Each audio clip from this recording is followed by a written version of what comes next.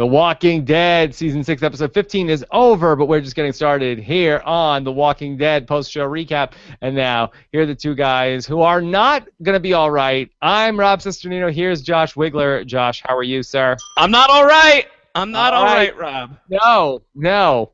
Not all right with that. I'm upset with that. I am anti-all right. Yeah. All wrong. All wrong. Yeah. Oh boy. Lot of stuff going on here in this episode. We've got people captured by it's all started so nice. Everybody was, everybody was like on a date with somebody else. Everybody had somebody to hang out with, and by the end of this episode, everything's just gone to pot. Yeah, I mean, eating apples in bed, and now it's like, how do you like them apples? We don't like them. We don't like those apples very much. We did not like that. No. So we got a lot to break down as we are now just 7 days away from the supersized Walking Dead finale and the probable arrival of the big bad that really seems like this whole half season has been alluding to, if not longer. Where Negan seems to be on his way next week. So we'll talk through all of that here tonight. There's only one episode left, Rob. I think at this point, safe to say Negan is on his way. Otherwise, a lot of build-up for absolutely nothing. Yeah. That would be really very annoying if Negan did not show up. We'll also take your questions. Alex Kidwell is following you guys on Twitter. He might be following some of you guys on Twitter, but he's following what you're saying on Twitter if you're using the hashtag PS Recaps. Also on our YouTube channel at postshowrecaps.com/YouTube. And a happy Easter to all those celebrating Easter. Sadly, no shots of Jesus in this episode tonight. Yeah, surprising lack of Jesus on Easter Sunday here on The Walking Dead. Yes, but it was East Sunday on The Walking Dead, as that was the name of this episode. Yeah. No Eastman, unfortunately, but Morgan doing his best Eastman impression on Easter Sunday. Yeah. Okay, let's start off here with the big question at the end of the episode. So Daryl gets captured, where Dwight sneaks up behind him, has a gun. We see a big blood splatter. Gun goes off. Dwight says, "Oh, he'll be all right," at the end of the episode. Yeah, he does. So no one worry. Everybody stop freaking out. Daryl's fine. He'll be all right here. All right, so what's your threat level index on this? That's one of the things on the Walking Dead story sync of like they do on all the shows. Like, any time a character is in a tense situation, there's like a slider, and you can slide the threat level index over from like on one side, not too bad, to like all the way to severe. What's your story sync threat level index right now for Daryl Dixon? So not too bad is the 0 in this equation? Yeah. Yeah, I'm at not too bad. I'm at not too bad on Daryl. I think that it doesn't look like it's he's shot. That sucks, but there's 0 chance that Daryl Dixon is dead right now. Yeah, I don't think so. I was listening to a little bit of Alan Sepinwall had seen something to, I guess he had seen this episode early, and he wrote something up, and he was really sour about the whole thing. He really did not like it. He was saying, he didn't like the episode or the Daryl moment at the end of the episode? Everything. Okay. So let's say Alan Sepinwall does not care for Walking Dead. Right. But what he was saying was that he felt like that line of, "Oh, he'll be all right," was ADR added to this after the backlash from Glenn, where that the original way that this was supposed to be shot, and not like Daryl was shot, was that we wouldn't get that line, "Oh, he'll be all right," and we would have another, "Is Daryl dead?" going into the finale. Right. That's an interesting point. I could see it. There was such a reaction to the dumpster fire. The dumpster fire of a storyline and the dumpster dive of Glenn. So that I could see that that's a reaction, especially when you are putting the fan favorite character of the show. When you're putting the decisive fan favorite character of the show, his life is on the line as the cliffhanger going into the finale. Especially if you're not planning on following through, which I don't know if they will or they won't. I think for right now, Daryl is okay. I could see them being like, "Oh, people got really mad at us before when we did the Glenn thing. Maybe let's just make sure that everybody knows that Daryl is okay." It all felt very strange to me. I'm not gonna lie, Rob. I did not love how that played out. Yeah, it was just an odd cliffhanger to do a cliffhanger, bizarre. But then to say like No. Don't worry. He's fine. He's Yeah, fine. He's it like, cut to black. no, And why shoot him? Why shoot him in that Yeah. spot then? So I don't really understand why. I think he would have been just in as much danger to have a guy with a gun behind him and then cut to black instead of shoot him and then say, oh, he'll be okay. Don't worry. So yeah, I he don't may really as well know. just been like, just kidding. Yeah. So what do you think happened there? Do you think that Daryl did get shot, but you Yes. think it was just sort of like a flesh wound of Yeah, like? I mean, how else? You see Dwight sneak up behind him. You see him with a gun on Daryl. I think you see the gun itself go off. You definitely see the blood splatter against the screen, and then it immediately cuts to black, and you hear Dwight saying he'll be all right. All of that suggests that Dwight shot Daryl in the shoulder or something like that, or shot him in the arm. I think that Daryl is fine. That would be such a chump way to kill off Daryl Dixon. If this show is ever going to kill off Daryl Dixon, and I have been on here and I have advocated for that in the past because I think it would be massively shocking and really gutsy to do it if you found the right way to do it, but you would have to find the right way to do it. And having Daryl just get shot in a scene that immediately cuts to black and then says he'll be all right would be the absolute worst way that I can think of to kill off Daryl Dixon.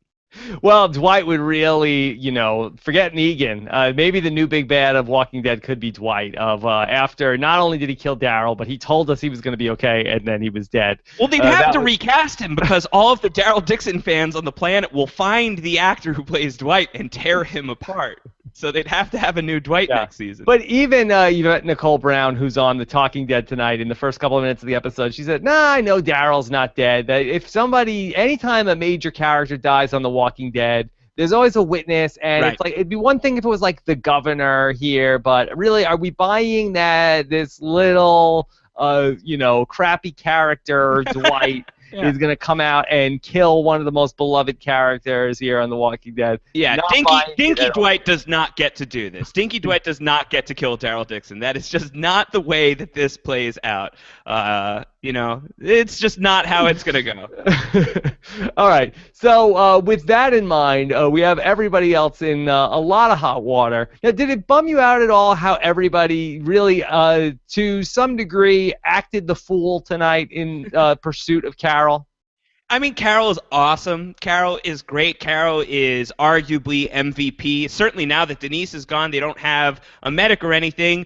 Carol is like a multiple threat. She can kill lots of people. She can cook really well. She can disguise herself and play different characters. So if they ever want to pull up the Alexandrian Theater, you got to imagine she's a lead contender for the lead roles in most of those productions.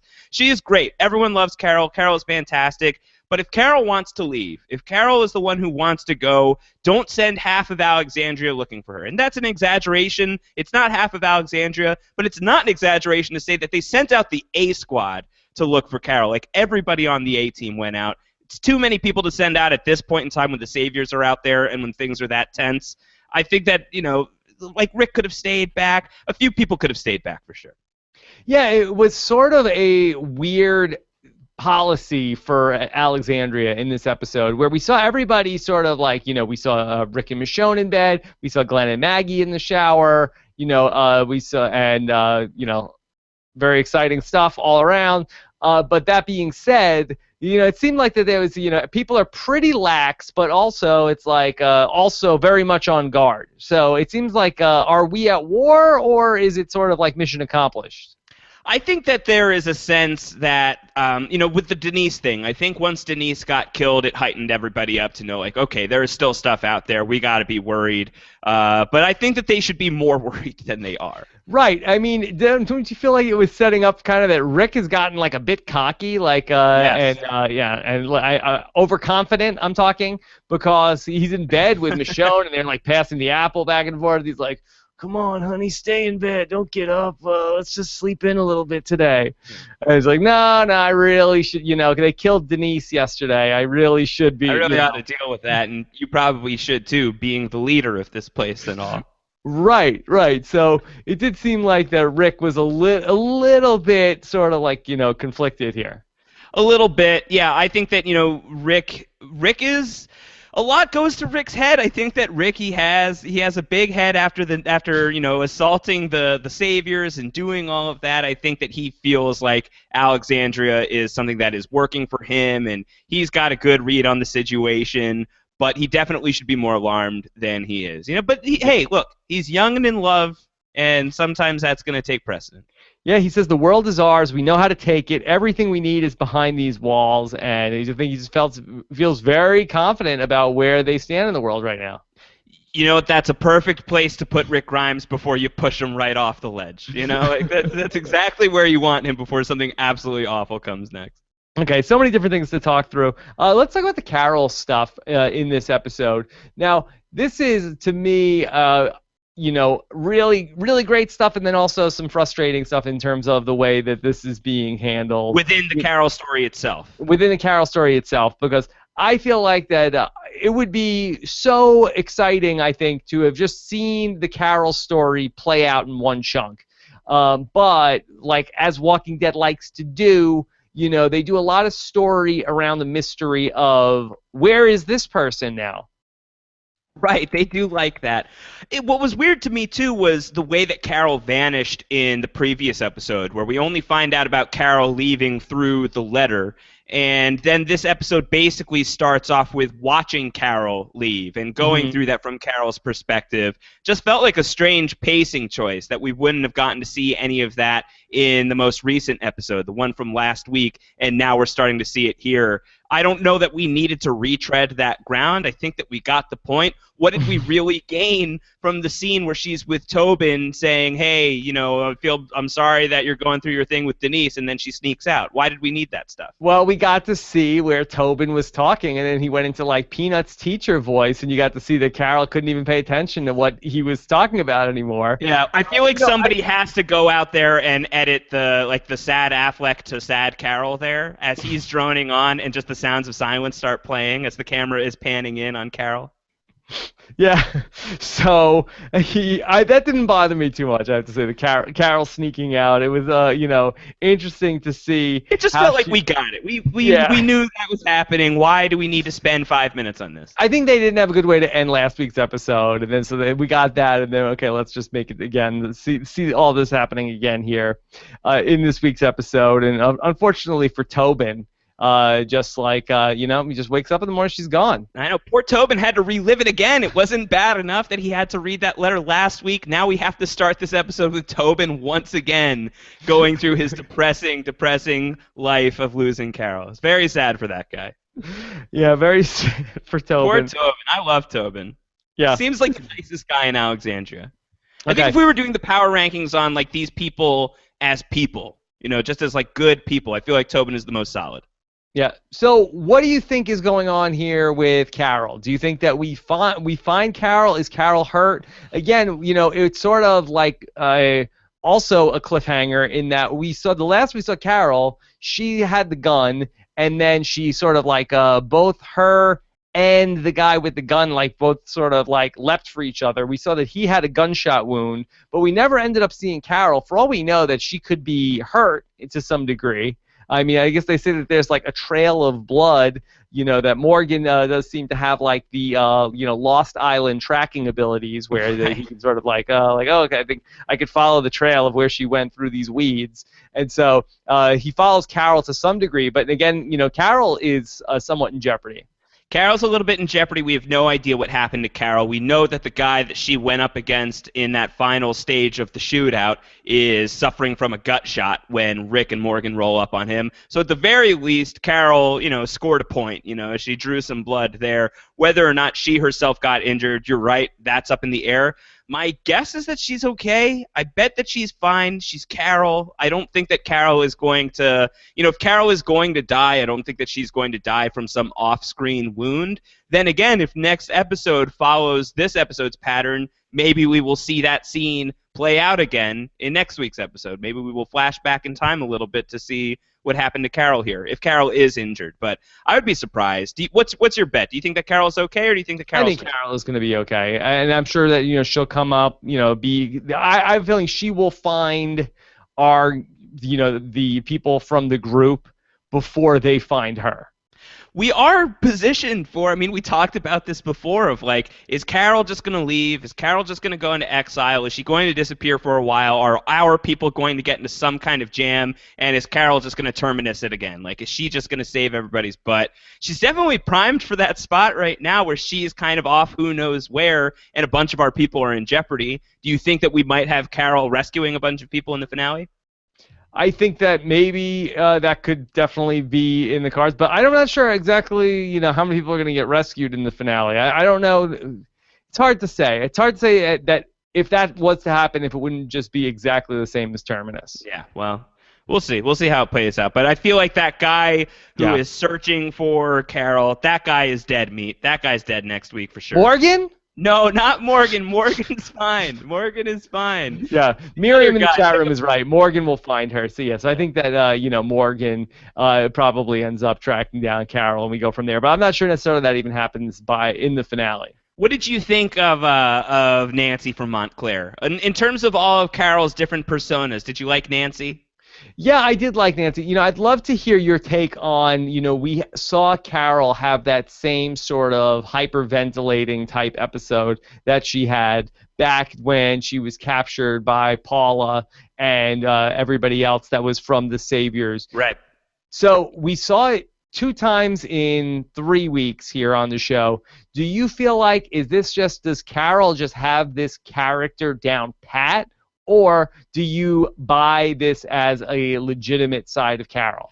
I think that she did not want to kill these people. I think when she says, like, you can turn around, we don't have to do this, nobody has to get hurt, I think she means that. I think she believes that. I think she doesn't want to have to kill these people. But as she's hyperventilating, she has her hands in her sleeves, and she's got a gun in there, and she knows what she's going to do. It's premeditated. It's not just like a thing she just suddenly decides to do. It's a plan that she's got that she's putting into motion here. So I think that Carol is still capable of being the crazy badass Carol that we've come to know over the past couple of seasons, but I think that some of that old Carol is authentically starting to crack back into this, where she is starting to lose a bit of her tough facade, and when she's hyperventilating, I think much of it is a character. She is describing herself as a completely different person when she is saying she's Nancy from Montclair, but I think that there is a good bit of it that's real, and that's sad. That's a sad state for Carol right now. I really thought that whole sequence was awesome with those guys. I really enjoyed that, and I feel like that it was undercut by how many times they went away from it and came back to it. Now, Josh, that in a couple of weeks, you and I are going to start podcasting about Game of Thrones. It's just like they would never shoot this episode that way on Game of Thrones. Like, he would never cut away from a battle scene and then come back to the same battle scene, unless it's like a war. Right. It's like, I just feel like why can't we just see 15 minutes straight of what Carol is doing? It would be nice, but it's a differently paced show, and that's always been Game of Thrones' thing. Not to veer too far off into a different show, but Game of Thrones. And there's commercials here and there. You have to build towards those acts, and and a lot of HBO shows do this. Not just Game of Thrones, but a bunch of HBO shows. I'm thinking like Oz, for example, to go back pretty far. They would do things where they would tell like one character's story for 10, 15 minutes, and then they would have some sort of interstitial, and then they'd go to another character. Game of Thrones does things like that as well. You don't have Harold Perrineau guiding you from story to story, even though that would be kind of cool. You have that happen on Game of Thrones. You have that happen on that show. This isn't that kind of show. This is a show where the editing is part of the stylistic flourish that they're doing here, and they like to splice different characters' stories in and out. I'm with you. My preference would be let's just follow the Carol story for a while, but that's not how they chose to tell the story, and it's often how they choose not to tell the story. Okay, so she goes off, and she's off towards that barn, and we ended up seeing Rick and Morgan have a conversation. And again, this was one of the other things I really liked in this episode tonight, where they have a whole real, just like down to brass tacks, philosophical discussion. And I think that had something to do with the title of the episode. It was probably maybe even too on the nose of this battle of Rick thought she went west, but Morgan is convinced that she went east, talking about Western philosophy versus Eastern philosophy, and where we see Morgan's worldview, and they have this conversation where Morgan is explaining about how he explains the whole thing about the wolf, which we had said at the time, like, boy, does Rick know about this? Rick doesn't seem like he knows about this. He did not know about it. Yeah, nobody ever told Rick. You would think that one of these people that knew about it might have said something. No, they were sitting on it. They were sitting on the secret because like 10 people knew. They're good. They're good at keeping that secret. But if Rick found out, they're like, oh, Rick's going to be mad. Let's not tell Rick. Let's keep that away from Rick. And Rick was pissed when he found out, but he wasn't too pissed because there was other stuff going on. And Morgan sort of rationally lays out his argument of like, yeah, I did that. You probably aren't going to like it, but I did it, and that person ended up saving the doctor who ended up saving your son. So it's a circle. It's the full loop. You should be happy I did that. Yeah, so circle of life on The Walking Dead, too. Yeah, the Bion King is back, baby. Okay, so then, I really love that, this part where they're talking about how, Rick talks about how that, last week, this whole thing, he thought that he put an end to this with the Saviors.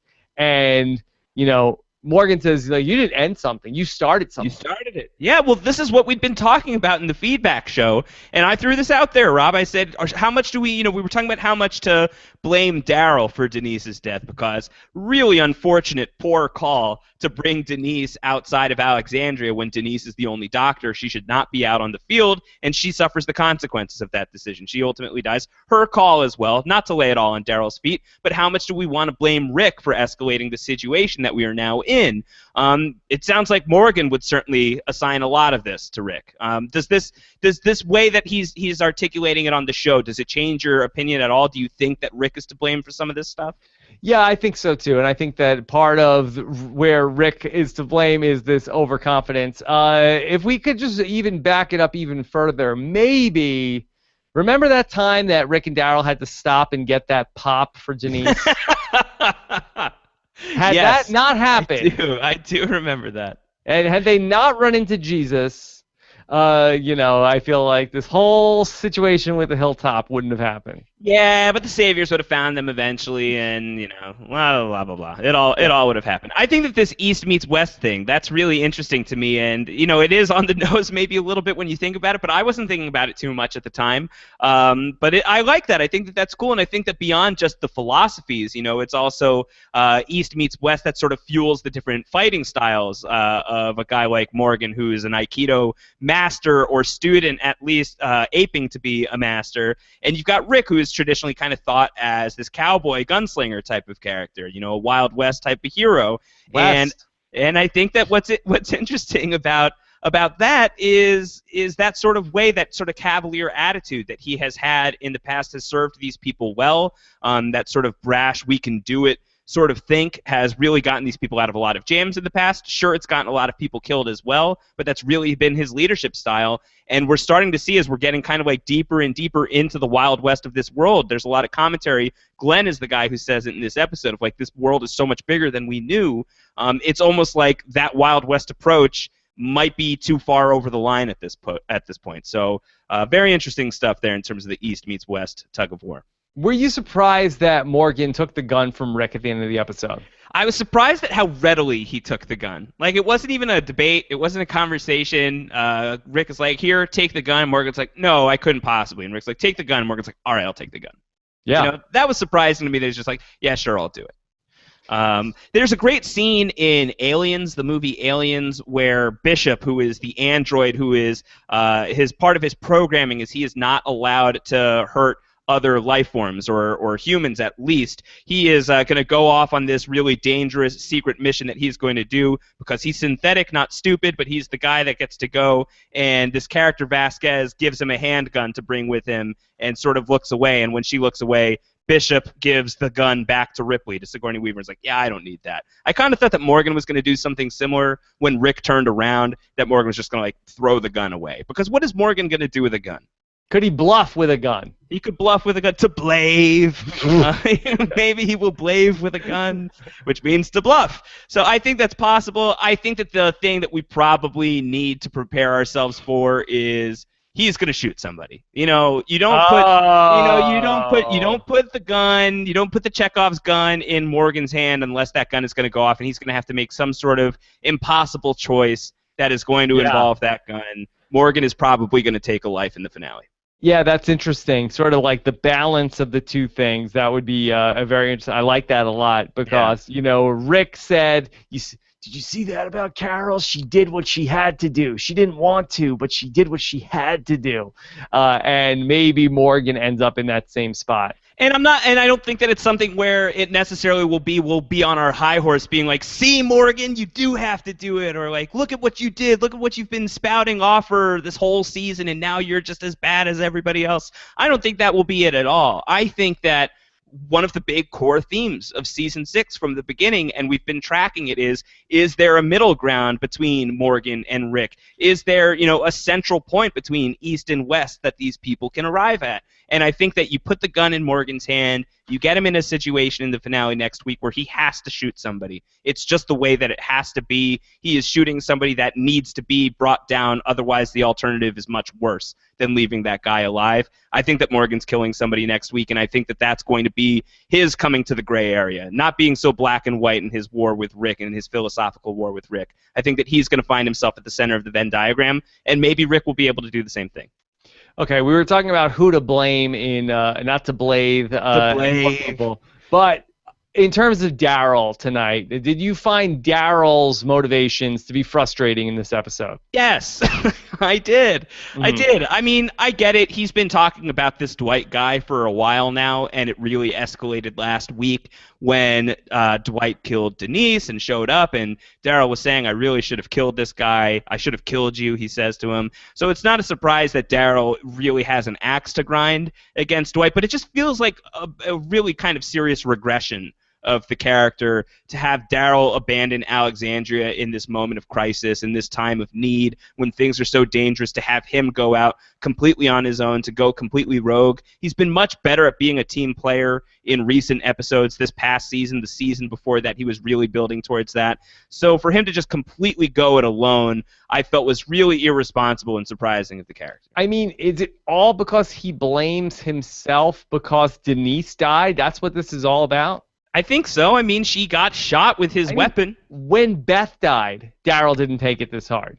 Well, when Beth died, Daryl was able to immediately shoot Officer Dawn in the face. He was able to do that instantly, instant gratification. And he was very upset. He was super bummed out by that. He got very, very emo about it. You remember he was like burning cigarettes in his hand? Yeah, right. Did you just try to say Enidmo? No, I did not. There was some crosstalk. I thought that you were playing for a hashtag there. No, but I think that is. I think you stumbled onto it.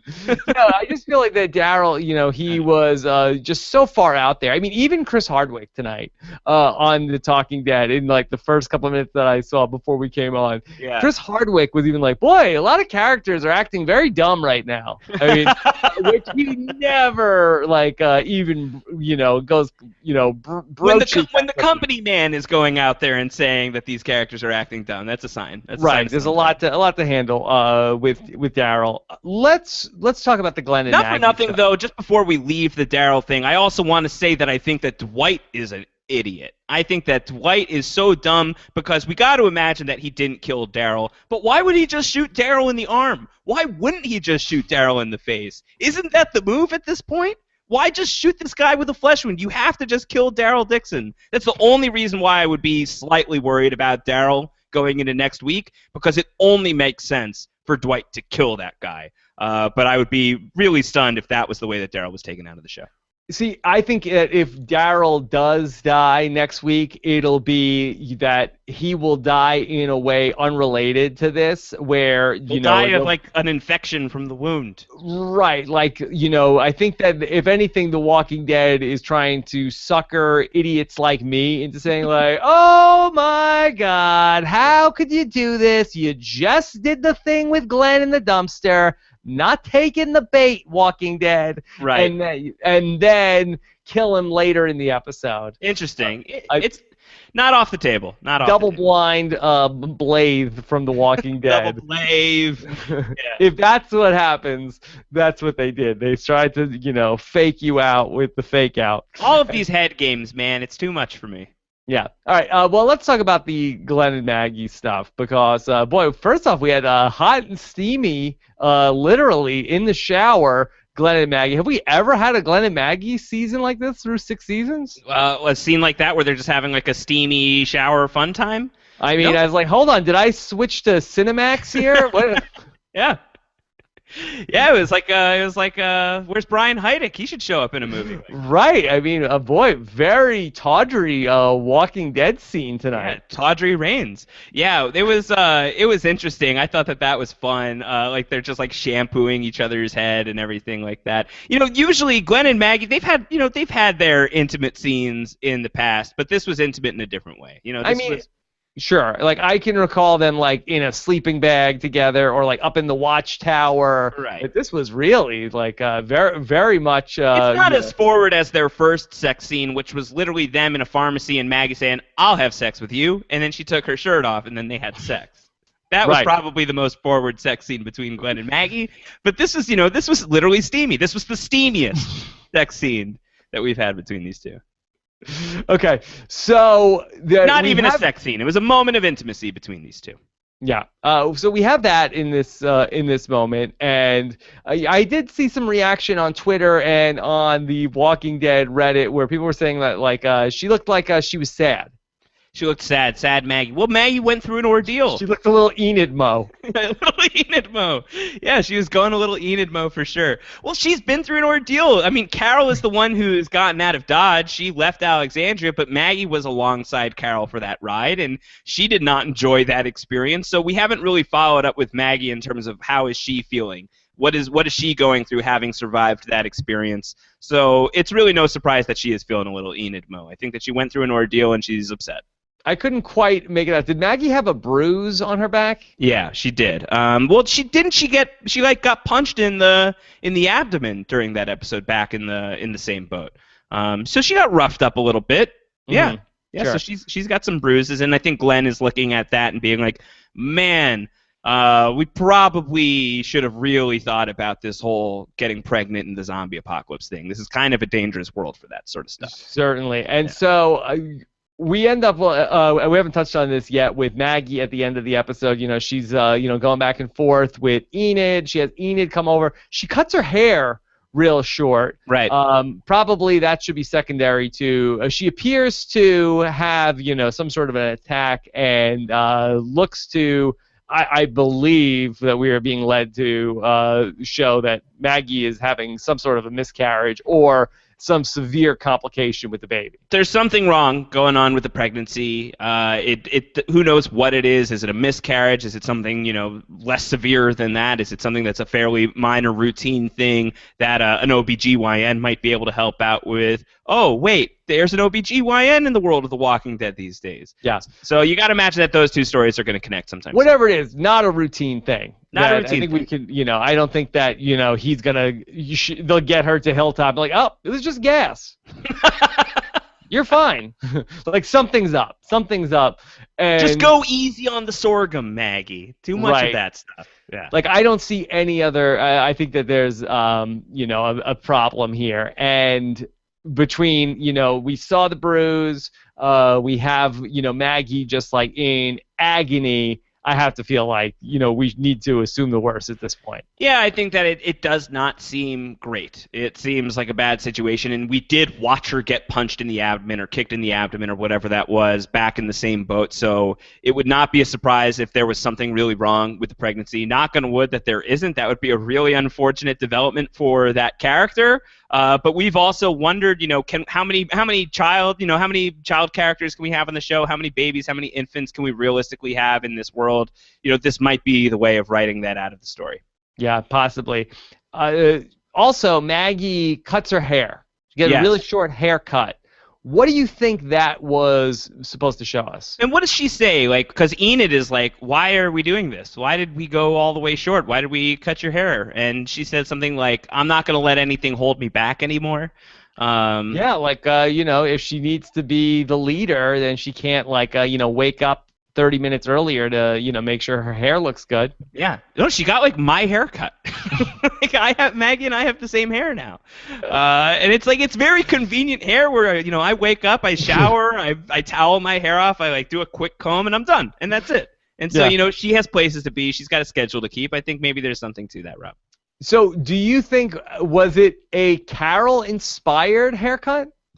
Was it like a That's tribute to interesting. Carol? Yeah, Carol tribute band haircut. I don't know. I don't know. Hair metal. Yeah, I think maybe. I don't know. She probably just looks at Carol and is like, Carol's such a badass. What is the source of her power? Is it her awesome short hair? Perhaps it is. I shall emulate that. Mm-hmm. Or maybe she's like, it's hot here. It's really hot here in the South. I don't want to keep using the shower. That shower was really nice, but we're wasting water. So let me just cut my hair and it's less messy and sweaty and dirty and stuff. Yeah. I mean, her hair is considerably shorter than Glenn's hair. They have about, it's like the same length now, I think. I don't want to. Go take a look at Glenn again. All right, we'll take a look. But I feel like Glenn's got a lot of volume to that hair, and I think that Glenn's got great hair. Yeah, he's got great hair, but I think that she's got some volume in And there it's still. not stopping him. Nothing. It's nothing. It's not getting his way. Yeah, in the comics, he shaves his head bald at one point. I don't think it would be a great look for Steven Yeun, to be honest. Again, Michonne, great hair, great look, not getting in her way. No, not getting in her way. But that's iconic stuff. It's not like Maggie's hair was iconic. If Michonne cut her hair, we would be having like a Felicity-level emergency podcast right now. Right. That would be a big deal. That would be tough. Deanna, another leader with long hair, never got in her way. And look what happened to her. Look what happened to her. She's gone with the hair and the weight. We lost her. So, I don't know. We don't need to spend too much time on the hair, but it is a thing that she did, and I'm sure that when we think about it more, we will come up with a really hot take on why Maggie needed to cut her hair. Well, we'll get a Twitter poll up of who did it better, Josh Wigler or Maggie. Yeah, I expect to win that one, people. Maggie is a fictional character. I'm real. I'm really here. Help me out here. I need to win something for once. Okay. But where do you think this is going from here? I mean, do you think that this is like, oh my God, we need to get Maggie to Hilltop stat, and now we're gonna have more people leave Alexandria? Yeah, I think everyone's leaving Alexandria. No one's gonna be here. Or maybe they go to the Hilltop and get that guy to come to Alexandria. That's probably the more responsible choice. I mean, how many days is that gonna take? But it's gonna take a while. So I don't know. I don't know how that plays out, but somehow those two stories have to link up. You don't just put the OBGYN on this show for no reason, and especially have a story like this. Maggie is going to want to get to that Hilltop and want to meet with that doctor pretty soon. Okay. Now, in terms of where Glenn is at, I thought that Glenn was, again, very intuitive in this episode. He was like, this is a bad idea. We shouldn't be out here. Daryl, what are you doing? Come on, man. Let's get back here. We know this is, like, really speaking for the audience, like, we know this is going to go wrong here. Daryl, this is very out of character for you. Why are you acting in this way that is inconsistent with what we know about you as a human being on this show? Yeah, come on, stop it. Really, I need to get back there. What are we doing here? Yeah. And Daryl's like, no, man, I got to go out there. And so, Glenn is saying, come on. And finally, he's just getting very frustrated about the whole thing, too. He's like, this is a guy that I knew him from the beginning. We thought we had it all figured out. A little reflecting for Glenn. A little bit of reflecting for Glenn. Well, Glenn is probably doing a lot of reflecting because the last major thing that happened with Glenn, we really haven't followed up with him at all since it happened, was he took a human life. He took a couple of human lives. He took probably more than two. And we haven't really checked in with him to see how that's sitting with him. And I think that we see in this episode, he's not really talking about that stuff specifically, but I think that he is talking as somebody who is really world weary at this point. I think that he's really tired and exhausted and just, really fed up with what this world makes you do. And a lot of figurative reflecting for Glenn, and then literal reflecting for Glenn, because there was a long glance, I felt like, in the rear view mirror, which may well be the last time that Glenn ever sees Maggie with long hair. Well, if Maggie really commits to this hairstyle, that might have been the last time any of us saw Maggie with long hair.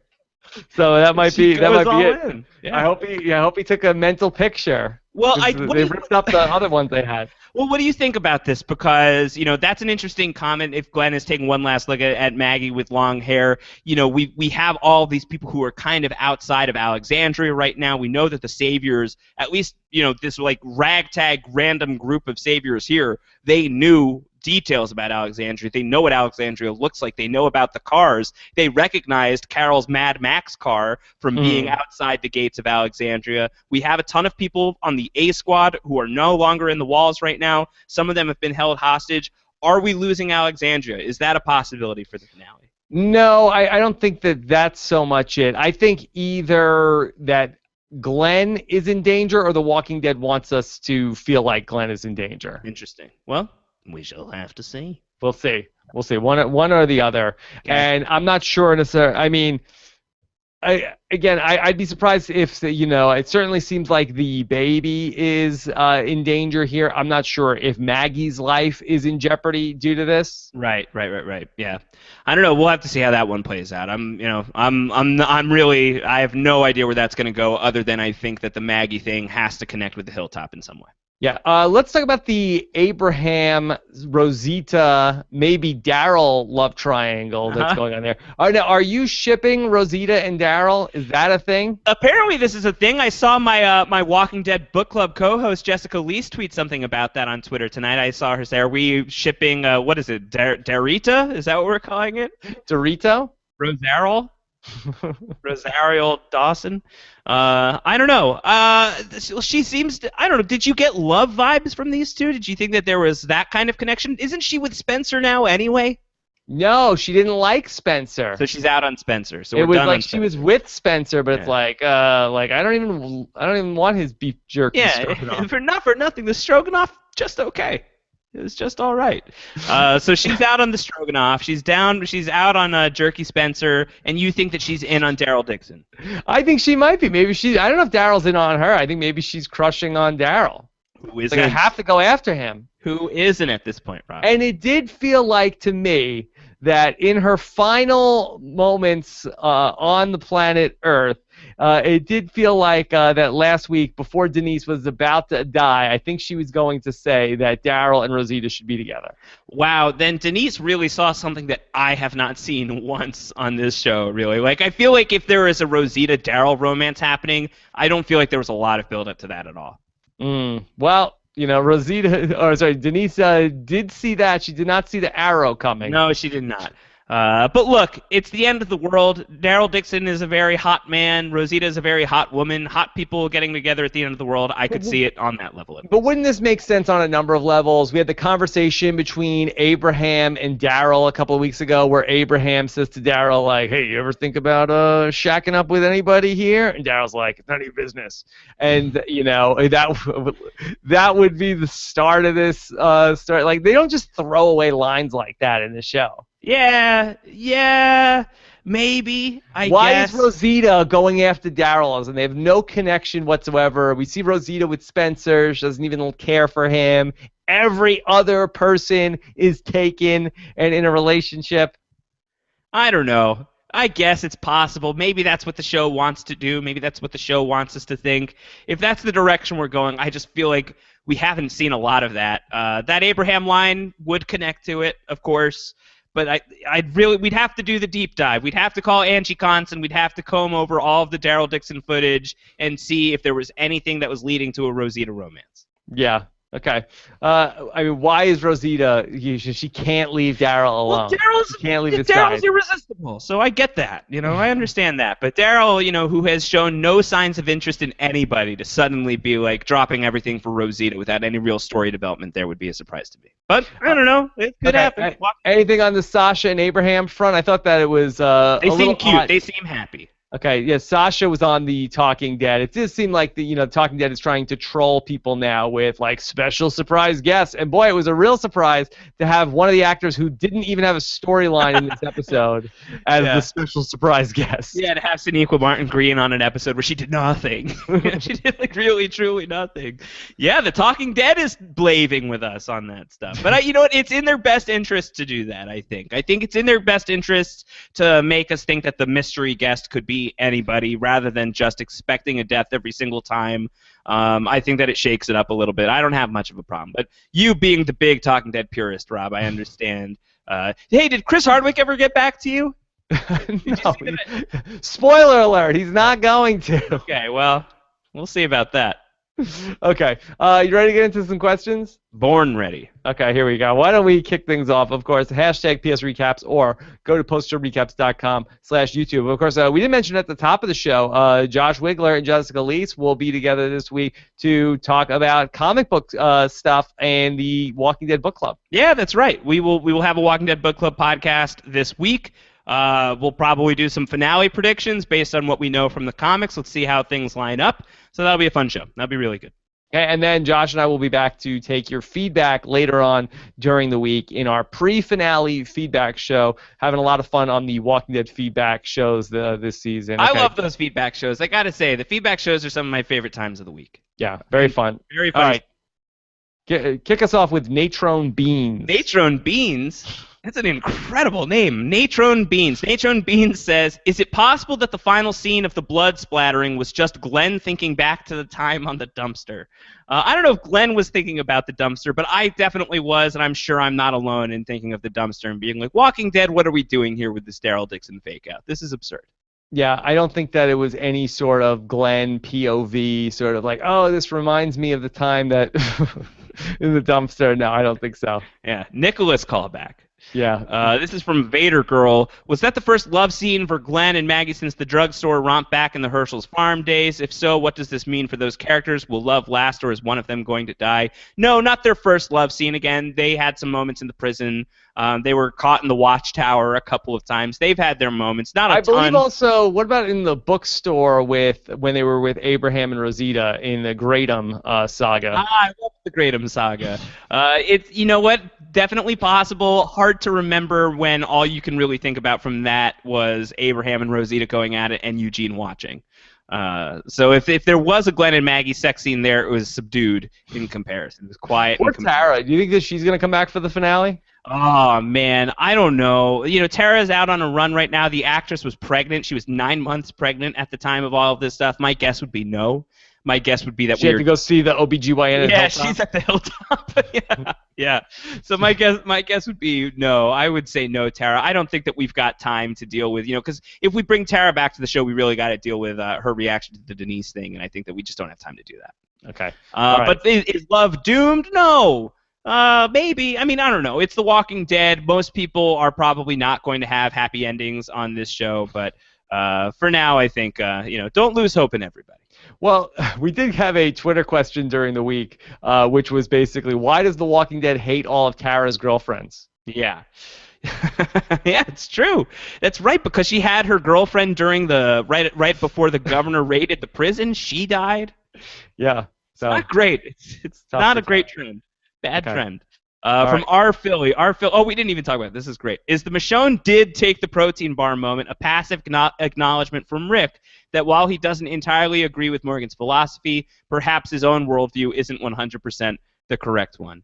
I don't know how those two things necessarily link up, but I did think that the Michonne did take the protein bar line was spectacular. Yeah, fun callback. I think that was to the season premiere when he first accused her of it, and that happened back during season 3 when Michonne actually did take the protein bar. So do you have any takeaways in terms of what it means in terms of Morgan's philosophy versus Rick's? I do. Versus Michonne's? Or at least, I think what it means is, first off, it's funny. It's a very funny line. I really liked that on that level and a great moment between those characters. But I think, Morgan was a lunatic back then. Back during Clear, he was a maniac. And he's talking about that time. And he's talking about, did you steal my protein bar? And you could just chalk that up to Morgan being maniac Morgan back in those days. But when Rick says, yeah, she did take it, and Morgan goes, oh, I know, I think that shows that Morgan is a more lucid guy than, even back then, than he was necessarily given credit for. And I think for Morgan to say, I know, is sort of a self-assured thing, where that's him being pretty certain in his view of the world. So I liked that. I thought it was a funny moment, and I think that when you drill down into it a little bit, it's a good character moment as well. Okay. Let's take this question. This is from Ryan McMurray. Do you think that there's another virus making its way around the world in Morgan? His all life is precious seemed to get to Carol, the wolf, and it looks like it hit Rick as well tonight when Morgan was explaining the circle. Do you think that there's an allegory to be made here, Josh, between the pointless season 4 virus from The Walking Dead and the virus which is Eastman's philosophy? Is this similar to the time that Hugh Borg was programmed with some sort of impossible to imagine shape that was going to take down the whole Borg collective. That's right. Well, we might find that resistance is futile in terms of this philosophy that Morgan is spouting out as he is going around the realm, talking about how we have to value life. All life is precious. I don't know if it's going to catch on with everybody. I think it would take a lot of arm twisting for it to catch on with, say, the Saviors. I don't think that they're really going to be open to that. Or Abraham, who only derives pleasure in life from. You convinced my freckled ass after all, yeah, Morgan. Yeah, exactly. I don't see that happening. I don't think that that's going to happen. But I think that there is something in the air, at least in terms of, Morgan's philosophy is catching on with some people, and I think that the bug is in Rick's ear as well as Jen Lanzetti's ear. Yes, get the water. Yeah. Okay. Jason Demary wants to know, is AMC the Marvel of zombie shows? The final episode has to be the biggest Deadpool ever. Oh, so in terms of like, there's just a lot of people on the table in terms of people who could possibly die.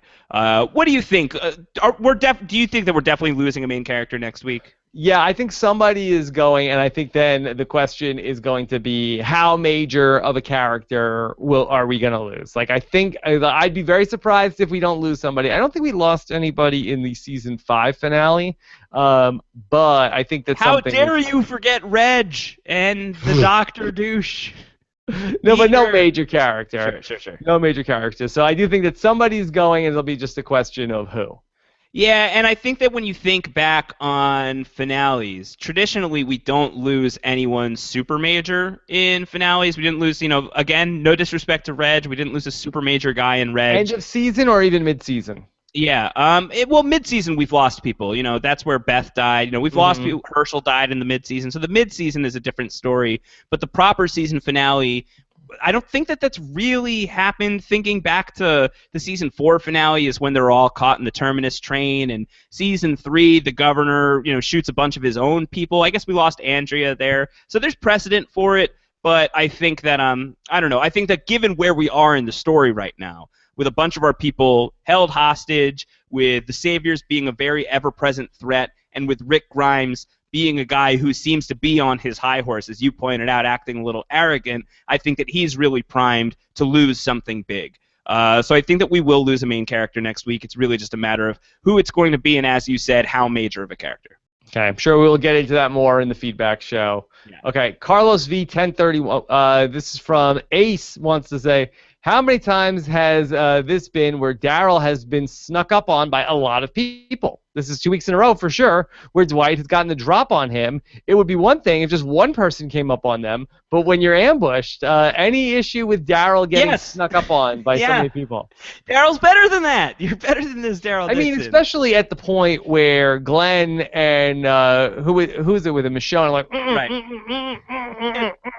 like, guys, I can't understand what you're saying. You have a rope in your mouth. Yeah, doesn't make sense. Yeah, between Daryl not hearing all these people sneaking up on him and not being able to drive stick in the last episode, it's really bad time for Daryl Dixon. He's lost his powers. He's lost his powers. Once he lost the crossbow and the motorcycle, it's not enough that he has them back now. He lost the beard for too long, and now he has lost his Samson powers. Okay. Our Philly wants to know, is Rick and Abraham's conversation foreshadowing for the berserker fury that Rick is going to slip into when he discovers Michonne's in danger? So that was interesting at the end of the show where they talked about how, hey, we're two happening guys. Are you ready to get into a relationship again? Right. And they say, are you afraid to let somebody close, was the exact words. And they said, but Abraham said, but now I'm much more ready to tear the world a brand new a-hole. Oh, God. That's vivid. Yeah, this is a lucky lady, Sasha. Yeah. So then they talk about, any second now they'll be coming here. Any second now. Any minute now. So do you think that's an do you think there's a new level of insanity that Rick Grimes could go to in sort of like the up again, down again world of Rick Grimes? Where Well, yeah. Would he bite out a throat from Michonne? I think so. I do believe he would do that. I think that for Rick, who has lost Lori, he lost Jesse in the mid-season premiere. If Michonne dies, then 3 is a trend, and I think that he'd like to stop that. I think that he would like to do whatever is in his power to not be the Black Widow of the zombie apocalypse. So yeah, I think that he'll go pretty nuts if and when he finds out that Michonne is in danger. It's funny, just that the Rick Grimes character doesn't say, well, honestly, Abraham, that one of my girlfriends actually died very recently, and I took it really well. I gotta say, it really did not affect me in any discernible way. It kind of opened the door for a more long-term, happy and healthy relationship with my best friend. Yeah, it really just goes to show you win some, you lose some, Abraham. So yeah, love away. Yeah, don't worry. Yeah, we never really got an Enidmo Rick Grimes after Jesse's death. He really bounced back pretty fast. Back pretty quickly. Yeah. Okay. Chris Mortlock says the block of wood, which the barbed wire wrapped around at the end of, looked pretty ominous in next week's preview. Yep. Was on the gun too. Yep. And I'll say no more, but yep, it did look ominous. Yeah. Ominous looking bat.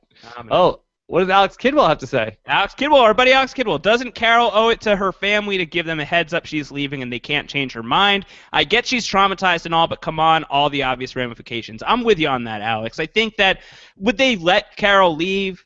Probably not. Would they try and talk her out of it? Absolutely. Would they succeed in that? Very likely. I think that maybe Carol feels like, if I give them the chance, I don't want to give them the chance to convince me not to do this. So I think that that's probably a big part of why she does what she does. But I think I think that Carol is operating on a different level than we're used to right now. But the Carol of old would have cleared that, I think. It's a great point. And she has to know that this group is going to come out and look for her. And rather than have them go on a wild goose chase when they need all hands on deck, this really was and I love Carol, but this really was a very irresponsible thing for her to do. It is the Carol of old. It is a move for Carol to have made in the days when Rob hated Carol. Yeah, the writing the note, very attention-seeking.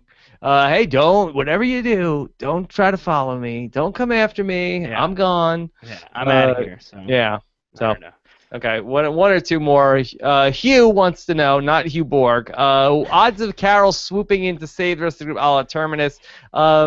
No, I'm in on the Morgan thing. I'm in on Morgan saving Carol at this point. Well, I could see Morgan saving Carol and then Carol and Morgan saving a bunch of people. Would Morgan shoot somebody to save Carol? Yeah, I think that could be the thing. And, it could be a moment of Morgan and Carol kind of reconciling both of their conflict and the two of them being like, maybe there's a time and place for this stuff. I could see that. Yeah, I could see him having that moment with Carol. Okay, last question from our Philly. Take it, Josh. The theme of vulnerability concealed beneath the calloused exterior of our characters has permeated the season. Will it prove to be a strength or weakness for them in the end? Philly, you're so eloquent. So eloquent. I want to read that question again to make sure I can answer it accurately. Yeah. Locked in tonight, our Philly. Yeah, very much so. Vulnerability concealed beneath a calloused exterior of the characters permeating the season. Yes. So do you think that, this thing that we're talking about, these people who have been soldiers, who have killed, who have done unspeakable things, but someone like Carol, who is like the poster child for that stuff, having this huge emotional breakdown and sort of realizing that she is not fully built for this world, or does not at least want to participate in it in the way that she has in the past, is that going to prove to be these people's undoing? Or is that going to be a strength for these people? Is this going to be the kind of thing where this sort of Morgan philosophy really coming out, is that going to be something that saves these people?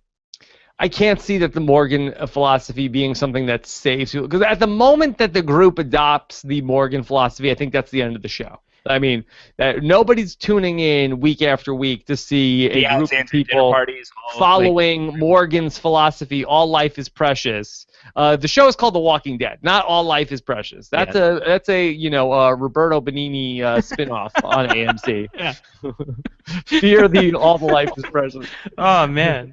But life is beautiful. Yeah. So I think that, wrestling with these ideas, I think, would be interesting. I don't know if it will ultimately be the downfall, because even if something happens with Dwight and and the Saviors coming up next week, I think it's hard to say that this was either a failure to adhere to Morgan's philosophies, unless you say that, oh, well, why did they pick a fight with them?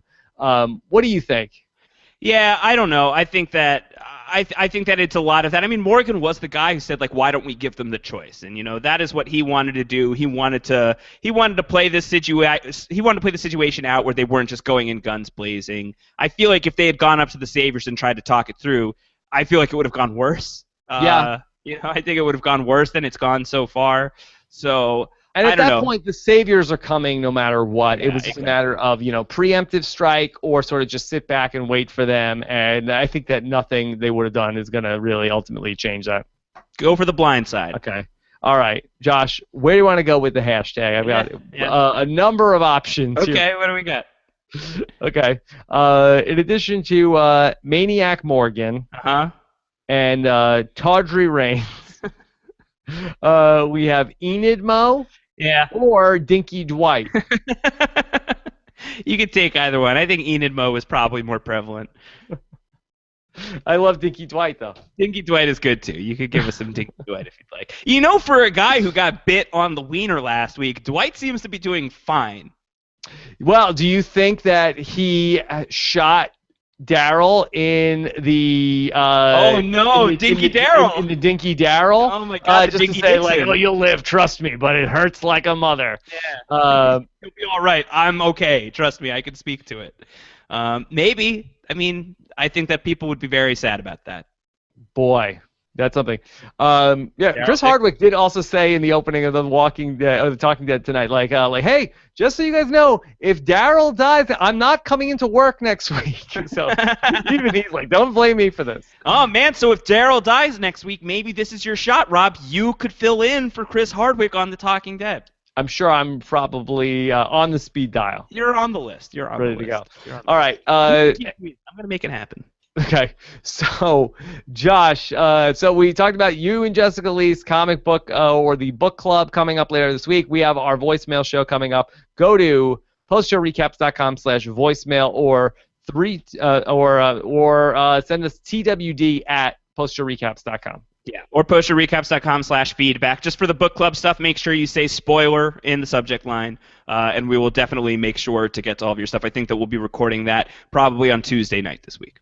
All right, and so lots of good stuff. Try to get that voicemail show out for you guys by Wednesday night, Thursday morning, just to get you guys ready for the finale. Sunday night's coming up. Can't believe it. 7 days, and then 1 week or 2 weeks from tonight, Josh, it's time to Fear the Walking Dead. I know, we're not done. We are really in the thick of the zombie apocalypse, and it is just not letting go. We are stuck here forever. All right, thanks so much, Alex Kidwell. Great job pulling the questions tonight. Thanks to all your great questions. Always appreciate it. Josh, anything else? Oh, yeah. How can I forget? Hold on. Superman versus Batman on post-show recaps. Yeah, Batman v Superman, Dawn of Justice is real. It's happening. We did a podcast. We did a podcast about that here on Post Show Recaps with Kevin Mahadeo, and Kevin is my co-host on the Daredevil podcasts, which are still going on here on Post Show Recaps. Spoiler alert, we didn't love the movie, but we did talk about the stuff that we did like about the movie, so it's filled with spoilers, filled with hot takes, probably a lot of cold takes as well. It's a long podcast, so check that out if you're interested. And in addition to Josh and Kevin covering Daredevil, also Antonio and I will be back to talk about Better Call Saul as well once again this week. So a lot going on here on the post-show recaps. Plus, also next weekend, Tyrion Lannister hosting SNL. Oh, I didn't know that. Yeah. That's great. I probably should have known that. Kind of my job. You're being coy. Of course, you know everything that happens with Game of Thrones. Yeah, I'm supposed to. All right. Have a good night, everybody. We'll talk to you soon. Take care. Bye, guys.